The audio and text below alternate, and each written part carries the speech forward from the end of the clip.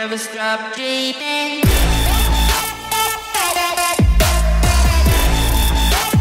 Never stop dreaming. Hi guys, this is season 1, episode 5 with myself and Esterhuizen. Shark Center, a phenomenal block, the guy that smashes everyone on the field, Springbok player as well. And I'm just really privileged to have him on this 5th episode. And I just want to thank you, Andre, for taking out your time. And yeah, man, just sharing on this vision, the passion that I have for this, just to make sure that the youngsters' lives are touched, but as well, guys who have already retired from rugby as well, who might have some difficulties and mental struggles. So before we carry on, I always give an opportunity for the guys just to introduce yourself. Who is Andre? Where does he come from? Was rugby always your passion, or you just naturally gifted in it? How hard did you work to achieve where you are today, man? Oh, no, thanks for having me. Yeah, obviously, I think rugby is a passion for every young oak who plays rugby. Everyone wants to be a professional, but no one obviously thinks that it's going to happen. Yeah, I'm from Klerksdorp, went to Grootko Primary and Klerksdorp High School, small town. So obviously, I didn't think that from there that I could come where I am today. Yeah. Luckily, I got chosen for Prem Week, and they saw me there, and that's how I ended up with the Sharks. So, came down to look at the facilities and the union and stuff at school level. Yeah, obviously I liked it. Been a Shark supporter since I was young because of my dad. And yeah, always my dream to play. And yeah, it came true. Obviously, I'm playing here, very privileged, and yeah, happy. No, that's awesome, man. How did it feel for the first time when you came there in Durban, and when you put on your boots and you saw that this isn't a dream anymore; it's actually reality? And what did you decide in your mind to actually? Because I mean, it takes a lot of consistency to play on the level that you do play. I mean, there's a lot of challenges. I know at a time the Sharks were almost labeled as the chokers, and a lot of supporters were like, man, can't the Sharks just break through? And I know there's a lot of mental challenges that come with that, but what stuck in your mind to say, what doesn't matter what criticism comes our way, what challenges is going to face the team, that you just said, you know what, no matter what, I'm going to make this a success. I'm going to make sure that that jersey is mine 24/7. What was the main factor that you hold on? Yeah, obviously in the beginning it was tough. I got here straight out of school, and I joined training with the Vodacom Cup, and yeah, there were the likes of Maurice Joubert and all those guys in there. And after the first 2 weeks, I called my parents and said, listen, yeah, these oaks are too good. I'm coming back home. I'm not going to make it. And yeah, obviously they just motivated me and said, listen, stay there. Just try your best. Yeah, obviously I worked hard. It's a big adjustment coming from school rugby straight into senior rugby. But there was also a lot of motivation, obviously a dream that can come true, and worked hard for it. And eventually I made this senior squad, the super rugby side. Yeah, and it was great. Running out my first game. We didn't win the game though, but it was still a great experience. There's been a lot of talks and people that comment on the Sharks in the past and so on about inconsistency, and we knew it as well. It was one of our struggles in the past. Looks like it's going better this year. Yeah, we normally will play great against a good side and even win them, and then the next week we'll lose against a weaker side. I think it was a lot to do with complacency. People, you think you have it in the bag and then you don't. At this level, you can't, not anymore. You can't take one game lightly because no one is an easy game. Yeah, so I think we mentally you have to be prepared for every single game, especially with criticism coming from people outside and so on. You have to take that lightly and take it as a positive and a motivation. So yeah, it's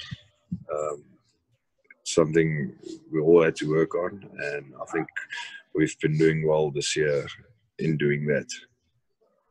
No, definitely. I must say, I want to honor you guys for the amazing tour that you have had that side, and coming back and really just giving the supporters what they wanted. I'm excited to see what the rest of the season is going to hold in for you guys. I know tomorrow you're playing against the Stormers, and I don't think they're ready for the storm that's going to come their way. I hope they're ready for it. Backing the shots all the way. But yeah, man, and just besides that as well, just looking at whilst you're playing rugby, and what was the biggest setback that you ever had? For example, it might be a mental something, a big event that happened in your life, might have been an injury or anything like that. Because unfortunately, in a world like today, we live by where a lot of people don't really want to support you, but as well they would like to show out the negative things and say, well, you can't do it, you won't be able to achieve it. That ankle injury hasn't been good for you, and things that can really take you out of the game in a mental capacity. But also as well, how do you prepare yourself for that, number one? But as well, looking at life after rugby, is that something that you stress about? Is it something that you've already been planning towards retirement, having that end in mind? Because we also know injury can pop up anytime. It's not something that we want for any player. But yeah, unfortunately, I mean, there's like Julian Relingays, for example. I mean, he never thought in his life an incident like that would have happened. But it's something we need to be aware of. And I think the amazing thing that I like about the sport today is of course the safety, and when they look at the rules, the refs, how they implement those things is really great. But freak accidents do happen. So yeah, man, how do you prepare yourself for life after rugby? Do you have some things in the pipeline? Are you ready for it should something like that happen as well? Yeah, no, obviously we've all had like a mental challenge. It was 2014 when a certain coach here, the Super Rugby side, and he said, listen, you must move me to the forwards. Otherwise, I'm never going to make it as a centre. And I said, okay, listen, you've been around the block. I'll try it for 2 games. And yeah, after 2 games, I said, no, that's not for me. I'd rather go to another union or stop playing. But I'm not going to make that change and stuff. And yeah, I just stuck to it. I was about to sign with another union, and yeah, luckily a week later he got fired. So, and then another coach came up that backed me. And yeah, if you've got someone that backs you and supports you and believes in you, I think that makes the world's difference. Yeah, and he got me back on track. And that same guy is the head coach now at the Sharks, which is Sean Everett. So he's been coaching me since I got at the Sharks, under 21 Vodacom Cup, Curry Cup. Yeah, so that was quite a challenge for me, but yeah, I would say I came through it quite quickly and easily, and I just decided, listen, I'm just going to work hard and prove him wrong, and yeah, it worked out for me quite well. Luckily, I've been blessed with injuries. I've had no major injuries.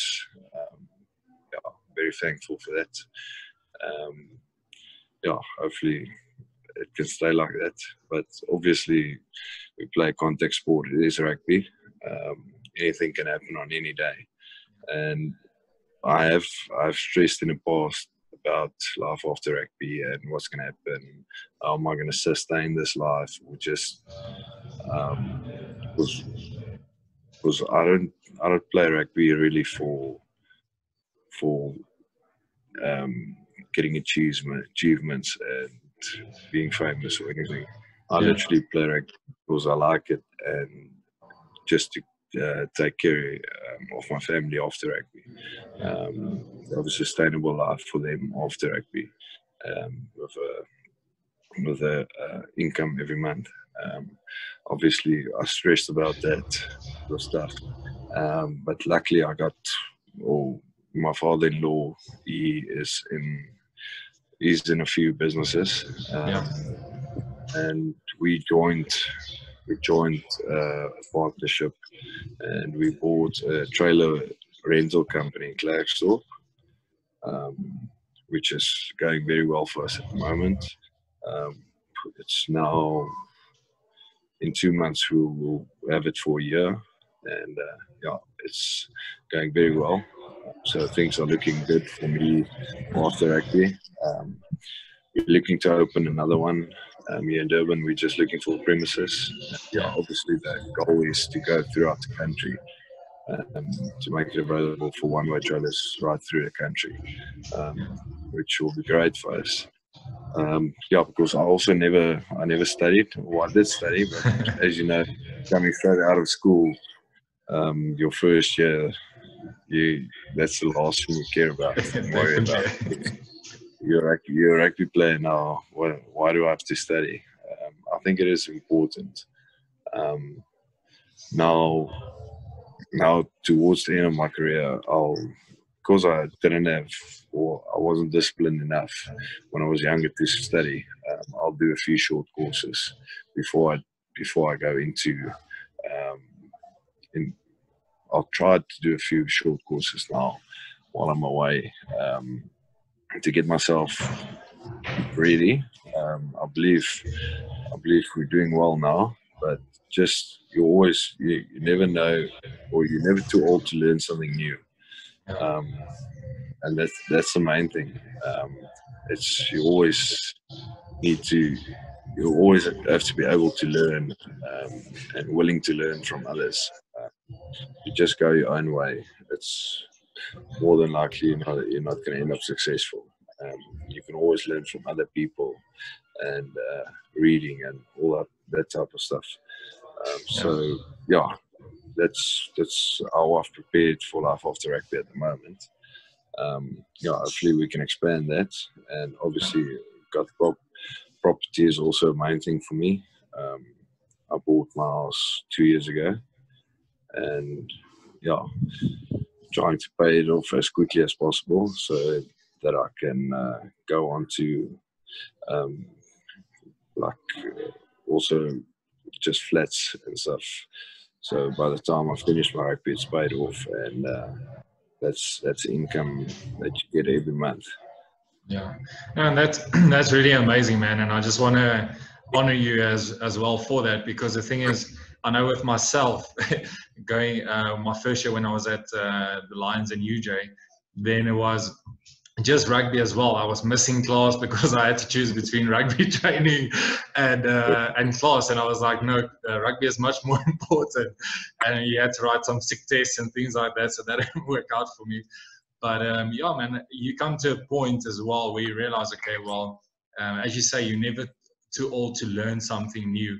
You can always grow. You can learn a new talent or something like that. It might not always be easy, but it's always possible. I think the main thing is to be willing. And I think for the youngsters and the other guys as well, is to sometimes we have this pride in us that we just stick to one thing. We're only great at one thing. But I think when we realize we're not good at something, we feel like it attacks our ego a bit. But yeah, I think we all grow through it, and we understand, okay, well, we can work through this to become a better person as well. And one thing that I realize as well is in most of these interviews as well, and something that you mentioned by looking up to someone that believes in you, and just for the viewers out there as well, how important is mentorship for you? I know it's something that's been every single interview has actually been popping up without really mentioning it. And how important would you say is mentorship for you? Someone mentoring you, guiding you, just showing you out, and actually taking criticism, because a lot of people look at criticism as, geez, this guy's actually breaking me down. But you also have to understand, you have to listen to the right people direct you in the direction that you need to go? Yeah, obviously mentorship is very important. We've been fortunate enough to have a few senior players here while I was here. Guys like Frans Steyn, Beast, Willem Alberts, John Dyson and stuff like that, and guys like that. So I think that's obviously you're not going to listen to a guy who's the same age as you, that's done the same amount of work as you, but the guys who've been there before and that has walked this path that you're walking now, you always listen to them, and sometimes it is tough criticism, but it's always how you take it. You can't always see everything as a negative. Sometimes you need to get tough criticism to get better, and to improve yourself, not just as a player but as a person. I think that's most important. You probably can be a good player without being a good person, but being a good person makes you so much better than just a normal good rugby player. And that's one of the biggest things I've learned from the older guys that has been here before me. Yeah, no, that's amazing, man. And so Andre, so here we come to the end of the show, basically. And man, I just want to, number one, get Andre Esterhuizen's trailers, hire them. I want to see them on every car that has a hook on the back. And I hope there's some shark stickers on those trailers. We have to, come on, man. Clarksdorp needs to get some more shark supporters. And man, I just want to give you some time, if you can just have like a minute or whatever, just to encourage the youngsters out there who might be making mistakes in life, being involved with wrong things. I know there's a lot of youngsters all over who basically don't have fathers or anything like that. They feel that there's no hope for them. What would your message of hope be for the youth out there, but also for some other peoples in the country? Oh, no, thanks so much. I think it's a tough one, because you talk to a lot of guys that struggles with different type of stuff. But one thing that I can or a bit of advice that I can give is, doesn't matter what your circumstance is, it's how you get out of it, how hard you work to get out of it, and to make a success of your life. You are going to make mistakes. Every single person in the world makes mistakes, especially when you're young. But it's what you learn out of that mistake. That's what you must take with you. I've made plenty of mistakes in my life, especially when I was younger. At a time where I thought, listen, rugby is a lot of perks, and I can just party and go out all week. And you quickly learn how that puts you back, because you're the guy in the same position as you are working that time, and you're playing around, and it puts you back a few steps. So I'm just all the advice I give is just learn from your mistakes, and find someone to look up to, and follow that. Awesome. Thank you very much, man, Andre. I just want to wish you blessings for your wife as well. Blessings for your baby.